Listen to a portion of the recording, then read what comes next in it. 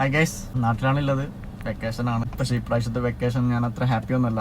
കാരണം കഴിഞ്ഞ പ്രാവശ്യം ഞാൻ വെക്കേഷന് വന്നപ്പോൾ ഇല്ല പോലെയല്ല നമ്മുടെ സ്വന്തം ഗോഡ്സ് ഓൺ കൺട്രി ആയിരുന്ന കേരളത്തിൻ്റെ അവസ്ഥ വല്ലാണ്ട് മാറിപ്പോയി.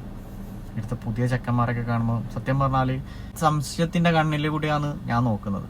കാരണം ഇവനൊക്കെ ഏത് മയക്കുമരുന്ന് ഉപയോഗിക്കുന്നത് പറയാൻ പറ്റുന്നില്ല. അടിച്ചാലൊന്നും മനസ്സിലാവില്ല. കഞ്ചാവും കള്ളലാണെങ്കിൽ അടിച്ചാൽ മനസ്സിലാവും. അവൻ്റെ നടത്തവും രൂപമൊക്കെ കണ്ടാൽ തിരിയും. പക്ഷെ ഇപ്പോഴത്തെ മറ്റേ കല്ലും കെമിക്കൽസൊക്കെ അടിച്ചു കഴിഞ്ഞാൽ മനസ്സിലാവുന്നില്ല ഇവൻ അടിച്ചിട്ടുണ്ടോ ഇല്ലയോ. ഓനിക്കപ്പോൾ നെഗറ്റീവ് ആവുന്ന അപ്പോഴാണ് നമുക്ക് മനസ്സിലാവും. അപ്പോഴത്തേക്ക് ആരെയും കൊന്നിട്ടുണ്ടാവും. അത് വേറെ. ഞാനിവിടെ ഒരു വാർത്ത വെക്കാം. മലപ്പുറം വേങ്ങരയിൽ MDMA കിട്ടാത്തതിനെ തുടർന്ന് യുവാവ് അമ്മയെയും സഹോദരിയും അടിച്ച് പരിക്കേൽപ്പിച്ചു. കോഴിക്കോട് ജില്ലയിൽ 11.5 ഗ്രാം MDMA പിടികൂടി. അമ്മയും അച്ഛനെയും പോലും കഴുത്തറക്കാൻ കൈവറക്കാത്ത തലച്ചോറിൽ കോശങ്ങൾക്ക് പകരം ക്രോധം മയക്കുമരുന്നിൽ നിറച്ച അന്ധക മക്കളെ നിത്യേനെന്നോളം കാണുന്ന മരവിപ്പിൽ ആ വാർത്ത കണ്ടപ്പോൾ ഞെട്ടലുണ്ടായില്ല, സത്യമാണ്. അപ്പോൾ കറന്റ്ലി നമ്മുടെ കേരളത്തിന്റെ അവസ്ഥ ഇതാണ്. എൻ്റെ പേടി ഇനി അടുത്ത വെക്കേഷൻ കുറച്ചും കൂടി ഓവറായിരിക്കും. 2030 ആവുന്നവർക്ക് നാട്ടിൽ വെക്കേഷന് വരാൻ പറ്റുമെന്ന് എനിക്ക് തോന്നുന്നില്ല. കാരണം നാട്ടിൻ്റെ അവസ്ഥ 2030 ആവുന്നവർക്ക് ഞാൻ വിശ്വസിക്കുന്നത് ഓരോ വീട്ടിലും മയക്കുമരുന്ന് ഉപയോഗിക്കുന്ന ചെക്കന്മാരോ പെൺകുട്ടികളും ഉണ്ടാവും. കാരണം ഇത് അവർ അറിഞ്ഞുകൊണ്ട് ഉപയോഗിക്കണമെന്നൊന്നുമില്ല. അറിയാത്ത രീതിയിലും ചോക്ലേറ്റിലും മയക്കുമരുന്നൊക്കെ കൊടുത്ത് അവർ അഡിക്റ്റ് ആക്കിയതിന് ശേഷം അവരെ ഇത് കാരിയറാക്കി പലതരത്തിലേക്കാണ് ഈ പോക്ക് പോകുന്നത്.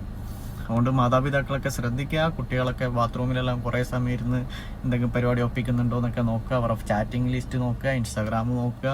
ഇതൊക്കെ നിങ്ങളെ കടമയാണ്. നിങ്ങളാ കടമ പാലിക്കണം. അല്ലേ നിങ്ങൾ അവരെ കത്തിൻ്റെ ഇരയാവും. അതിപ്പോൾ ആൺകുട്ടിയാവണം പെൺകുട്ടിയാവണമെന്നില്ല. ആരായാലും നെഗറ്റീവായാൽ കൊല്ലും. ഈ സാധനം ഉപയോഗിച്ചിട്ട് നെഗറ്റീവ് ആയിക്കഴിഞ്ഞാൽ കൊല്ലും. കാരണം അവരുടെ മൈൻഡ് സെറ്റ് അങ്ങനെയാണ്. ഞാനത് വേറൊരു വീഡിയോ ഞാൻ കാണിച്ചു തരാം. സിന്തറ്റിക് ഡ്രഗ് ഉപയോഗിക്കുന്നവരുടെ ഒരു വലിയ പ്രത്യേകത, അവർക്ക് എപ്പോഴെങ്കിലും ആരോടെങ്കിലും പക തോന്നിയിട്ടുണ്ടെങ്കിൽ അവർ ഇവരെ പിന്നെ ചേസ് ചെയ്യും. അവരിവരെ ഇങ്ങനെ എപ്പോഴും നിരീക്ഷിച്ചുകൊണ്ടേയിരിക്കും. അവരുടെ മനസ്സ് നമുക്ക് പിന്നെ പ്രത്യേകിച്ച് ഒരു കാര്യം എന്ന് വെച്ച് കഴിഞ്ഞാൽ വല്ലാത്തൊരു ഊർജ്ജം തോന്നും. പിന്നെ ഈ പറയുന്നത് ഈ ദയ എന്ന് പറയുന്ന സാധനം ഇവരുടെ മനസ്സിൽ തീരെ ഉണ്ടാവില്ല. കണ്ടില്ലേ, ഇതാണ് അവസ്ഥ. ഇതിനൊക്കെ കാരണം എന്താ? ഇവിടെ ഒരു പട്ടിനെ കൊന്ന 100 പേര് ചോദിക്കാനുണ്ടാവും. പക്ഷെ ഒരു മനുഷ്യനെ കൊന്ന ഒരു പട്ടിയും ചോദിക്കാൻ വരില്ല. ആ ഒരു ധൈര്യമാണ്. ഇന്ന് 2025 മാർച്ച് 1 നടന്ന ഒരു കൊലപാതകം, സ്കൂൾ വിദ്യാർത്ഥിനെ കൊന്നത്, ചെറിയ പിള്ളേർ. ആ പിള്ളേർ അയച്ച വോയിസ് നിങ്ങൾക്ക് ഞാൻ കേൾപ്പിച്ചറാം. നിങ്ങൾ കേട്ടൊക്കെ.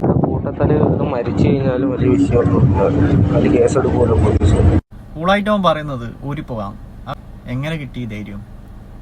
കാരണം ഇവിടെ ആരെ കൊന്നാലും എത്ര പേരെ കൊന്നാലും ഊരിപ്പോകാം. അതിലുള്ള വക്കീലന്മാരും അതിലുള്ള നിയമം ഇവിടെ ഉണ്ട്.